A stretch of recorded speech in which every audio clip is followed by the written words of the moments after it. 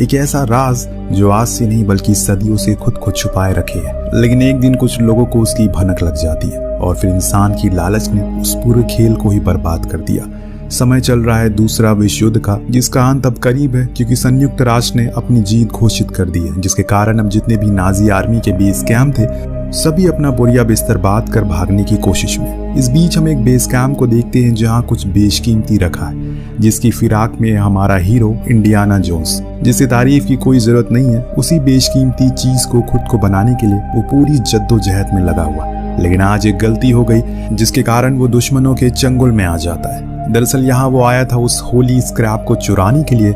ये वो भाला है जिससे कि जब जीसस को सूली पर आखिरी बार चढ़ाया गया था तभी इसी भाले से उनके हाथ को ठोका गया था, जिसके निशान आज भी इस होली स्क्रैप पर है। लेकिन अफसोस कि अब इंडियाना इसे हासिल नहीं कर पाएगा क्योंकि उसे फांसी की सजा सुना दी गई है। इस बीच उसका दूसरा दोस्त शॉन भी पकड़ा जाता है, जिसे वो अपनी ट्रेन की बोगी में बांध देने को कहता है। अब ट्रेन चल चुकी है, धीरे धीरे खुद की रफ्तार को भी पकड़ना शुरू करती है, तो वहीं पीछे इंडियाना भी खुद को आजाद करवा लेता है और एक सिपाही की बाइक से उस ट्रेन का पीछा करता है। फिर बड़ी ही मुश्किलात के साथ उस ट्रेन को पकड़ पाता है। इधर डॉक्टर वूलर आकर जनरल को बताता है कि जिस होली क्रैप के पीछे वो है असल में वो नकली है, क्योंकि असली वाला तो उसी समय पर तोड़ दिया गया था जीसस के समर्थकों द्वारा। ये बात इंडियाना को भी पता थी, लेकिन वो फिर भी उसे चुराने के लिए आया क्योंकि वो नकली है। ये सिर्फ उसे पता है, दुनिया को नहीं। अगर वो धर्म के नाम पर उसे बेचेगा तो लेने वालों की करोड़ों की कतार लग जाएगी, और ये एक कड़वा सच भी है। लेकिन अब जनरल को ये बात पता लग चुकी है। वो परेशान हो गया क्योंकि वो इस नकली चीज को हिटलर के सामने नहीं लाकर रख सकता।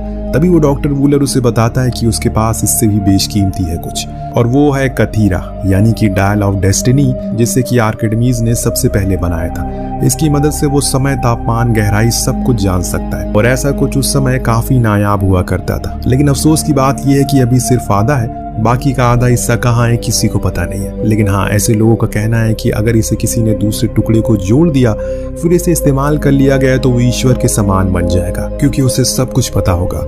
इतने में एक सिपाही आकर बताता है कि उन पर हमला हुआ है, जो कि इंडियाना का काम था, और इसीलिए जनरल फौरन उसके पीछे जाता है। पर इधर इंडियाना तो ट्रेन के अंदर घुस चुका था और बड़ी चालाकी से शॉन को लेकर भाग भी गया। जाते जाते शॉन को वो कथीरा मिल जाता है, जिसके हाथ में लेकर वो इंडियाना को बताता है ये हमारी तकदीर बदल सकता है। इसके बाद ये लोग ट्रेन की छत पर आते हैं, पर जनरल अभी भी उनका पीछा नहीं छोड़ रहा था। लेकिन किसी तरह से वो अपना पीछा छुड़ाते हैं। तभी वहां पर एंट्री होती है डॉक्टर वूलर की। उसके पास बंदूक थी, वो सिर्फ कथीरा को ही मांग कर रहा था, जो ये देना नहीं चाहते। तभी अचानक से एक खंबा आता है जिसे डॉक्टर टकरा गए। इतने में हम देखते हैं कि संयुक्त राष्ट्र अब अपने प्लेन से उस ब्रिज को तोड़ना शुरू करते हैं। ये दोनों पहले ही पानी में कूद जाते हैं, पर शॉन काफी मायूस हो गया क्योंकि उसके हाथ से वो कथीरा चला गया था। लेकिन इंडियाना उसे वो देखकर कहता है कि तुम उदास मत हो, ये मैंने अपने पास ही रखा था। यहाँ से समय का पहिया घूमकर रुकता है सीधे 1964 में। ये वो साल था जब अमेरिका ने अपना पहला इंसान स्पेस में भेजा था, जिसका जश्न पूरा देश में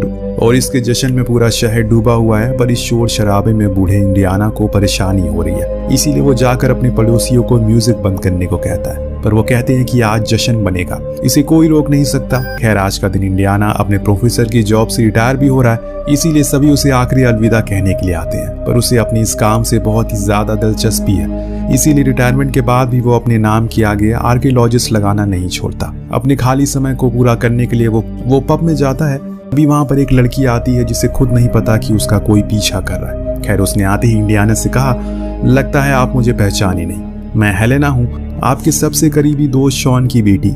ये सुनने पर इंडियाना बहुत खुश होता है, पर इससे ज्यादा खुशी उसे तब होती है जब उसे पता चलता है कि उसने मास्टर आर्कियोलॉजी से करी है। और जब उसने अपने इतिहास के भंडार की किताब निकाली तो इंडियाना भी दंग रह गया कि इस लड़की को इतना सब कुछ कैसे पता है। पर वो उसे मिलने के लिए क्यों आई है, ये सवाल उसके जहन में बार बार घूम रहा था। हेलेना ने खुद ही बताया उसे आर्किमिडीज के उस डायल ऑफ डेस्टिनी की तलाश है, जो उसके पिता को मिला। पर उन्होंने मुझे बताया था कि जब वो नाजी आर्मी की ट्रेन पर थे तो वो नदी में कहीं गिरकर खो गया।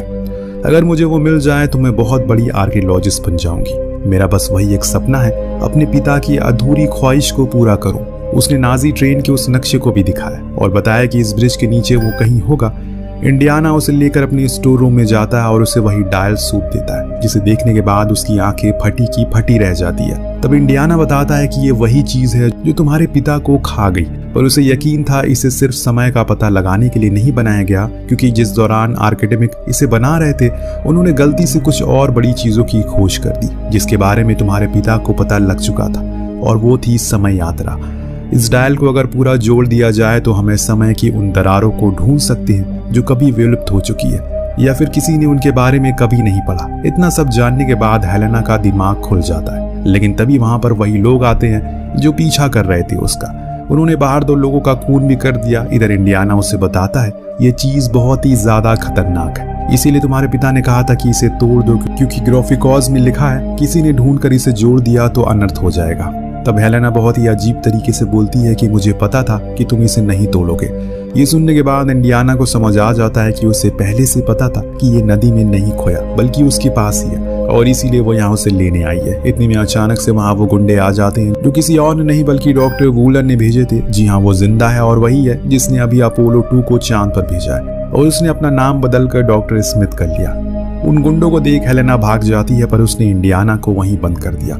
वो सभी इंडियाना के पीछे पड़ चुके हैं, लेकिन वो भी उनसे 4 कदम आगे है। बाहर जब उसने भीड़ देखी तो एक पुलिस वाले का घोड़ा लेकर भाग निकला और घुस गया मेट्रो स्टेशन पर। अब इसकी खबर वो लोग डॉक्टर वूलर को देते हैं और बताते हैं कि डायल असल में हेलेना के पास है। जब उसने हेलेना और इंडियाना की फोटो देखी तो उसे तुरंत ही पहचान गया और समझ गया कि अब खेल बिगड़ने वाला है, क्योंकि इंडियाना किसी के हाथ इतनी जल्दी नहीं आने वाला।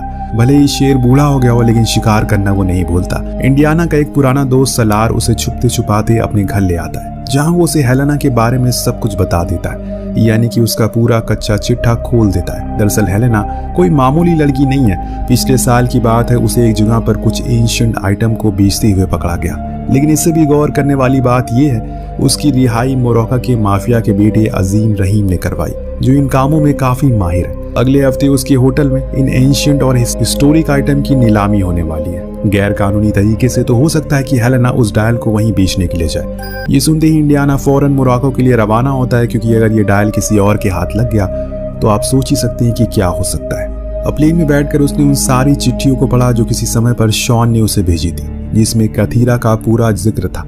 ये कैसे काम करता है और अगर इसे दूसरे टुकड़े को किसी ने हासिल कर लिया तो क्या अंजाम होगा। मोरक्को पहुंचकर सीधा उसी होटल में वो गया जहां उसे हेलेना मिल गई, जो एक 17 साल के लड़के टेडी के साथ मिलकर उस डायलर की नीलामी कर रही थी। इंडियाना उसे ऐसा करने से रोकता है कि तभी वहां पर डॉक्टर वूलर आ गया, जिसे पहली बार देखते ही इंडियाना ने उसे पहचान लिया और पूछा कि अभी भी वो नाजी है, पर वो उसकी बात पलटते हुए कहता है कि उसे कोई गलतफहमी हुई है। वो डॉक्टर स्मिथ है जिसकी बात वो कर रहा है, वो कोई और है, लेकिन दोनों को पता है कि ये बात झूठ है।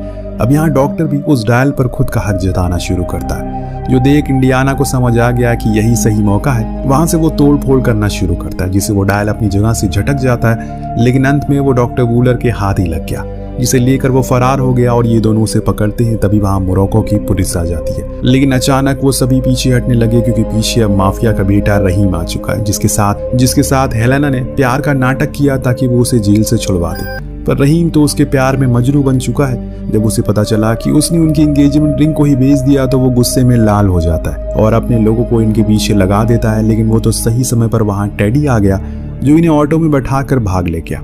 जब इंडियाना ने देखा कि वहां साइड में डॉक्टर वूलर की कार जा रही है, उसने स्टीयरिंग खुद के कंट्रोल में ले लिया और उसका पीछा करना शुरू किया।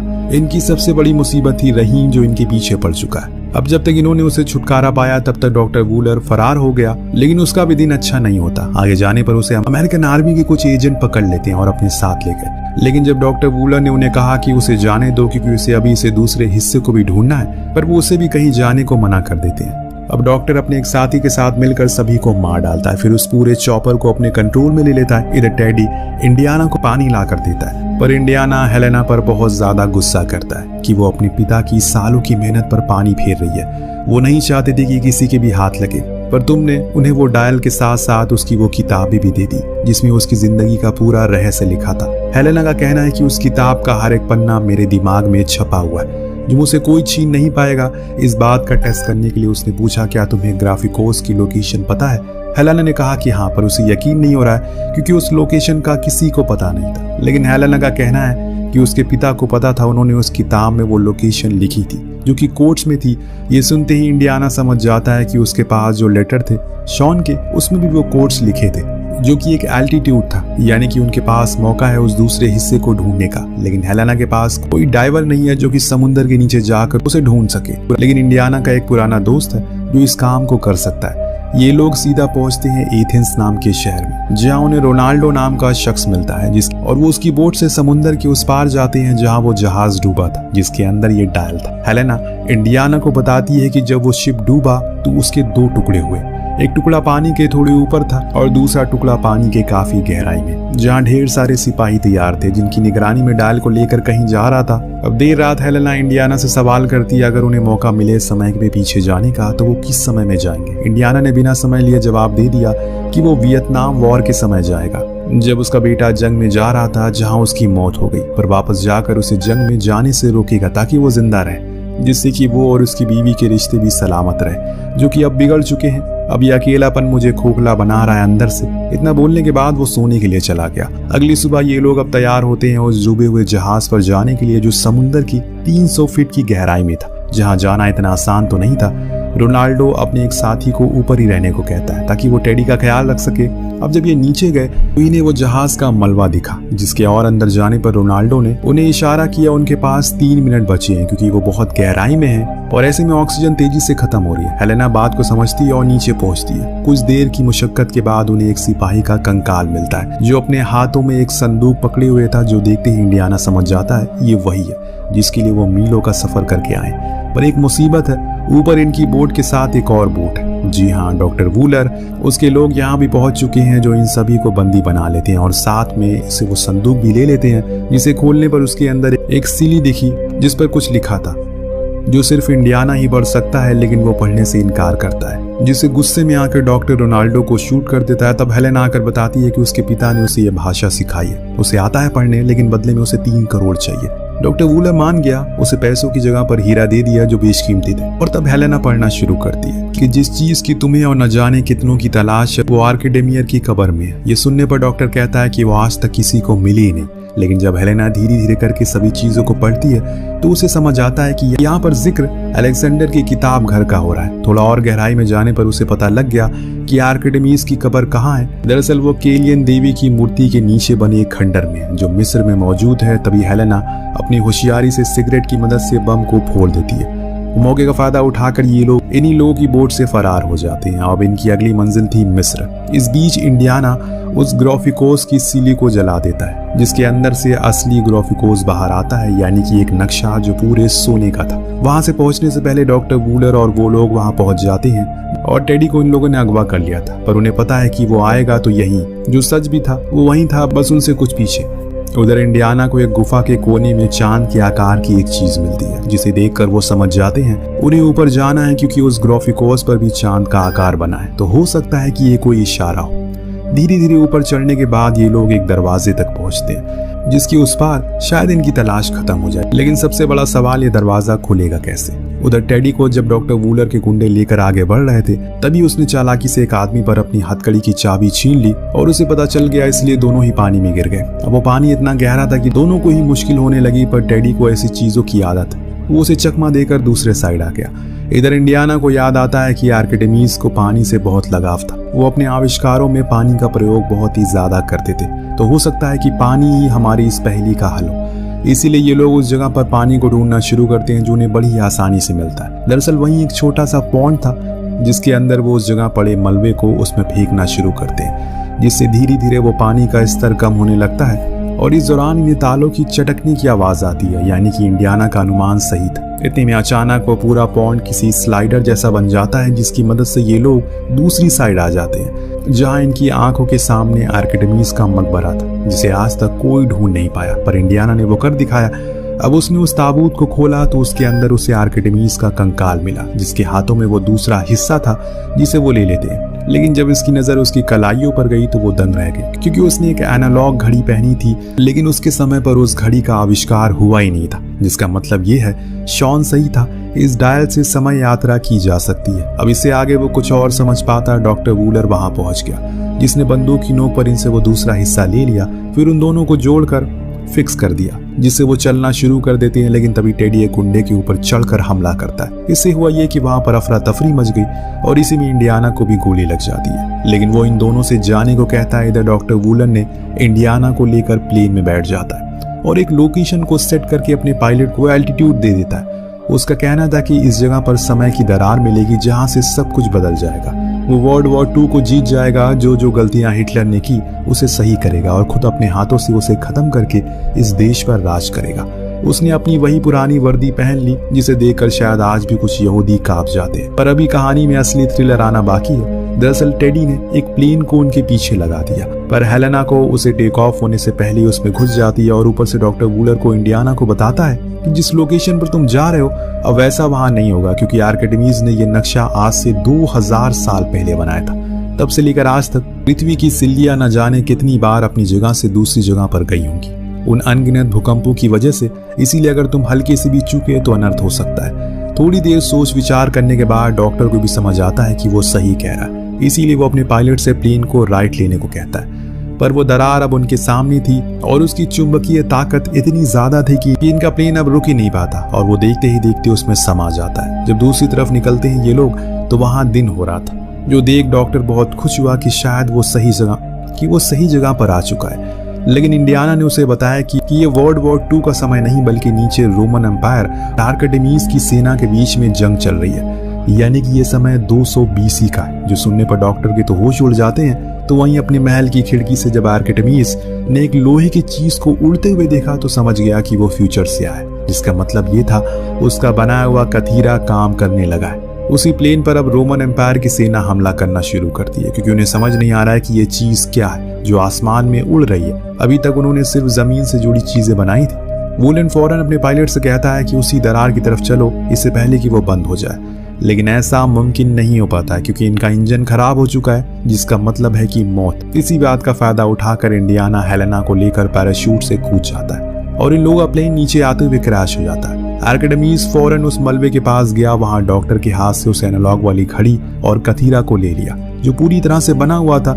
इसे देखकर वो बहुत खुश होता है क्योंकि उसने सालों की मेहनत आज बन गई। इसके बाद वो इंडियाना, जिसने जब उसे अपनी आंखों से देखा तब उसे एक ही शब्द निकला, वाह, ये वही शख्स है जिसके किस्से आज लोगों की जुबान पर रटे हुए, आर्किमिडीज ने पूछा कि वो कौन है, कौन से सन से आया। तब उसने बताया कि वो 2000 साल आगे से आया है, जहाँ उन्हें आज भी याद किया जाता है। ये उनके लिए सौभाग्य की बात है कि वो उनसे मिल सके। अब यहाँ आर्किमिडीज कहता है कि वो यहाँ आए हैं क्योंकि उन्हें यहाँ मदद के लिए बुलाया गया और उसने इसीलिए इस चीज को बनाया ताकि मैं कलयुग से मदद बुला सकूं। ये सुनकर हेलेना समझ जाती है कि कथीरा का जितनी बार भी प्रयोग करो वो बार बार उसे यहीं लाएगा, जिसका मतलब ये है कि इससे एक ही जगह पर समय यात्रा की जा सकती है। इस बीच इंडियाना की तबीयत बिगड़ने लगती है क्योंकि उसे गोली लगी है। इसीलिए हेलेना उसे चलने को कहती है, पर वो इनकार कर देता है क्योंकि उसने इस पल के लिए अपनी पूरी जिंदगी लगा दी। आज वो इसे जीना चाहता है। यहाँ उसने उसे बताया कि इस कोड को उल्टा करके पढ़ो, तुम अपने समय पर वापस लौट जाओगी, लेकिन उसके बिना तो नहीं जाना चाहती। और वो उसे मुक्का मारकर वहीं बेहोश कर देती है। अब जब उसकी आंख खुली तो वो उसी समय में जहाँ पर एयरप्लेन भी थे, कार भी थी और वो उसके नाखुश भी था कि वो उसे वापस लेकर क्यों आ गई। तभी रूम में उसकी पत्नी आई जिसे देखकर वो हैरान था। तब उसने कहा कि हेलेना ने उसे सब बता दिया कि तुम किस अकेलेपन से सालों से गुजर रहे हो, लेकिन अब ऐसा कुछ नहीं होगा, हम लोग साथ साथ रहेंगे। इतना कहने के बाद वो उसे किस कर लेता और कहानी इसी दृश्य के साथ खत्म हो जाती। आपको कहानी कैसी लगी हमें कमेंट करके जरूर बताइएगा। ये कमाल की समय यात्रा कहानी है जो देखने में काफी मजेदार लगती है। कमेंट करके हमें जरूर बताइएगा। मिलते हैं अगले वीडियो में। Thank you so much watching. Peace out.